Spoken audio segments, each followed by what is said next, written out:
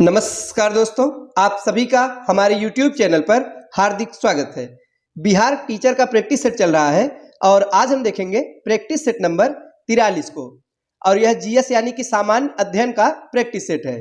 तो अब तक बिहार टीचर के कुल 42 प्रैक्टिस सेट कंप्लीट हो चुके हैं, जिसके अंतर्गत हमने पूरा इंडियन नेशनल मूवमेंट से संबंधित प्रश्नों को करा दिया है। इसके साथ ही साथ इतिहास, भूगोल, साइंस और पॉलिटी के भी प्रश्नों को हम प्रैक्टिस सेट के माध्यम से करा रहे हैं। तो अगर आपने अभी तक नहीं देखा है पिछले प्रैक्टिस सेट के वीडियो को, तो चैनल के प्लेलिस्ट पे जाके देख सकते हैं। चलिए शुरुआत करते हैं। आज के इस प्रैक्टिस सेट का जो पहला प्रश्न वो साइंस का है कि निम्नलिखित में से किसका उपयोग दर्पण बनाने में किया जाता है। बताइए कि दर्पण बनाने में किसका प्रयोग करते हैं। तो सिल्वर नाइट्रेट का प्रयोग किया जाता है। सही जवाब होगा ऑप्शन नंबर ए। तो जो दर्पण बनाया जाता है इसमें सिल्वर नाइट्रेट का प्रयोग किया जाता है। ऑप्शन नंबर बी में है दोस्तों कि अमोनियम नाइट्रेट। तो बताइए कि इसका प्रयोग कहाँ करते हैं। तो इसके बारे में जानते रहिए कि उर्वरक बनाने में, किसे बनाने में, उर्वरक बनाने में अमोनियम नाइट्रेट का प्रयोग होता है। सी में है सिल्वर ब्रोमाइड। तो ये क्या है, तो फोटोग्राफी में इसका प्रयोग करते हैं। कहाँ पे, फोटोग्राफी में सिल्वर ब्रोमाइड का प्रयोग किया जाता है। अब लास्ट यानी ऑप्शन नंबर डी है फेरिक ऑक्साइड। तो इसका प्रयोग रंजक के रूप में किया जाता है।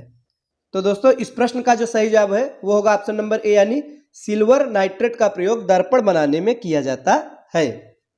चलिए देखते हैं अगला प्रश्न कि निम्नलिखित में से कौन से ऊतक शरीर की सुरक्षा कवच का कार्य करते हैं। बताइए कि वे कौन से ऊतक है जो कि शरीर की सुरक्षा कवच के रूप में कार्य करते हैं। तो एपिथीलियम ऊतक है। सही जवाब होगा ऑप्शन नंबर ए, एपिथीलियम ऊतक। इसे उपकला ऊतक भी कहते हैं। और यह क्या करता है कि शरीर के बाहरी परत तथा भीतरी परत का निर्माण करके शरीर की सुरक्षा कवच का कार्य करते हैं। और इसीलिए एपिथीलियम को रक्षी ऊतक भी कहते हैं। याद रखिएगा, रक्षी ऊतक किसे कहते हैं, तो एपिथीलियम को ही। रक्षी यानी कि रक्षा करने वाला।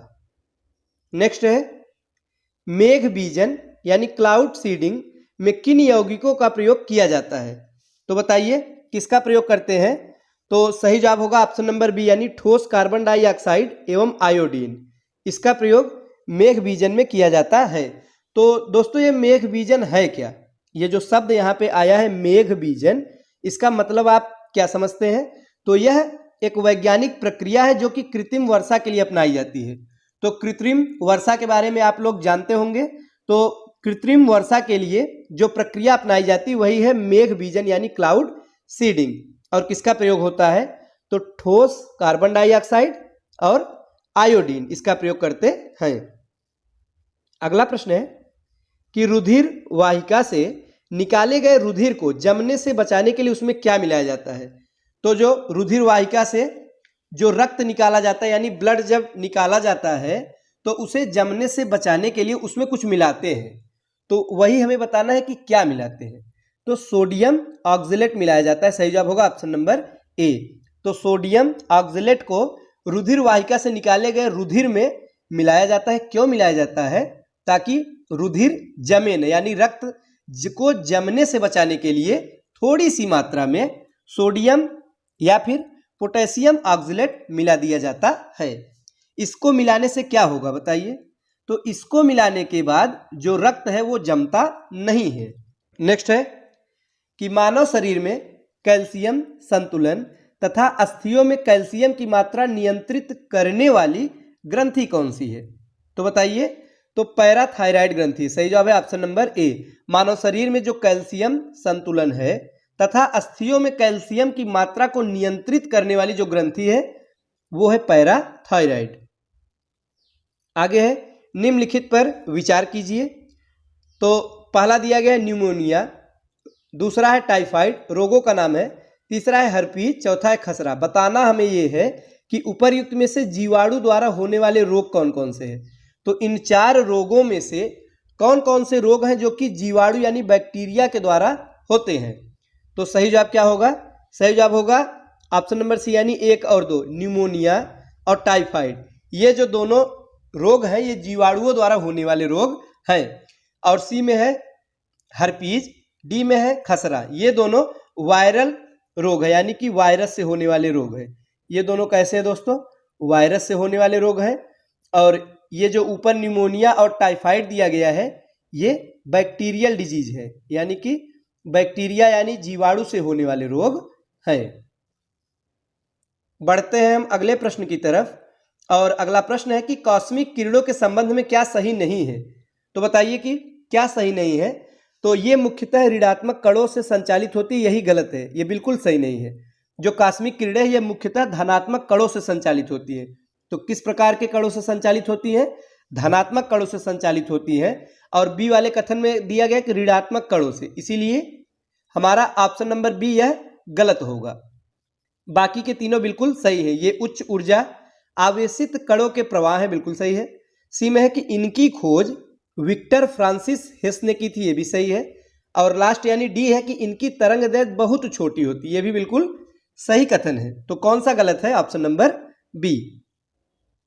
आगे है कि आग बुझाने वाले कर्मचारियों के परिधानों को यानी कपड़ों को अग्निरोधक बनाने के लिए किसकी परत उनके ऊपर चढ़ाई जाती है? तो जो फायर ब्रिगेड के कर्मचारी होते हैं दोस्तों, यानी आग बुझाने वाले कर्मचारी होते हैं, तो ये एक विशेष प्रकार के कपड़ों को पहनते हैं, आप लोगों ने देखा होगा।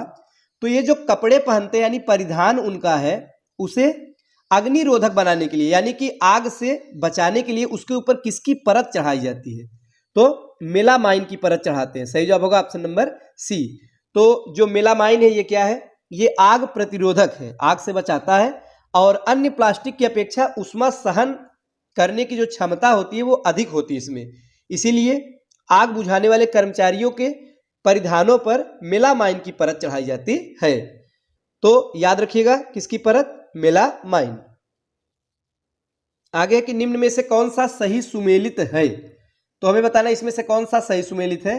तो ऑप्शन नंबर सी यानी कि डेंड्रोलॉजी, वृक्षों और झाड़ियों का अध्ययन इसके अंदर करते हैं हम लोग, बिल्कुल सही है।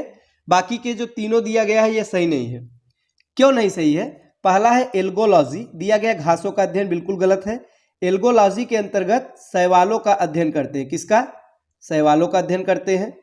और बी में है एंथोलॉजी, दिया गया है जीवाणुओं का अध्ययन, यह भी गलत है। इसके अंतर्गत पुष्पों का अध्ययन यानी कि फूलों का अध्ययन हम करते हैं एंथोलॉजी के अंतर्गत।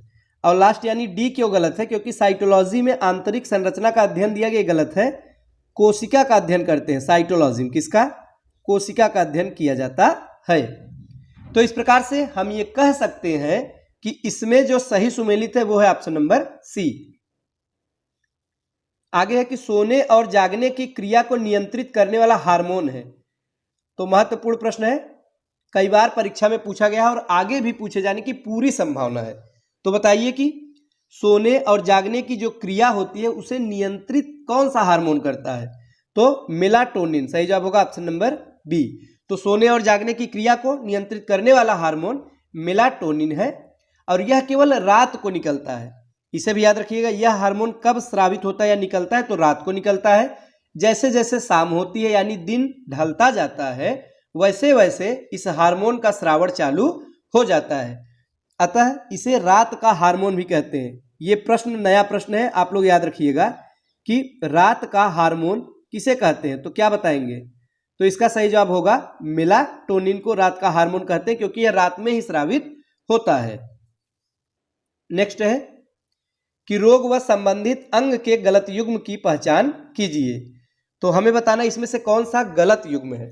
पहला है कि मायोपिया, तो ये जो रोग है ये आंखों से संबंधित रोग है हमारा, ये बिल्कुल सही है। ऑप्शन नंबर बी है सेरेब्रल पल्सी या मस्तिष्क का रोग है, यह भी सही है। सी है एल्जाइमर, यह भी मस्तिष्क का रोग है, बिल्कुल सही सुमेलित है। डी घेंघा दिया गया अमाशय, ये गलत है। घेंघा जो रोग होता है यह आयोडीन की कमी से होता है और इससे क्या प्रभावित होता है? तो गर्दन।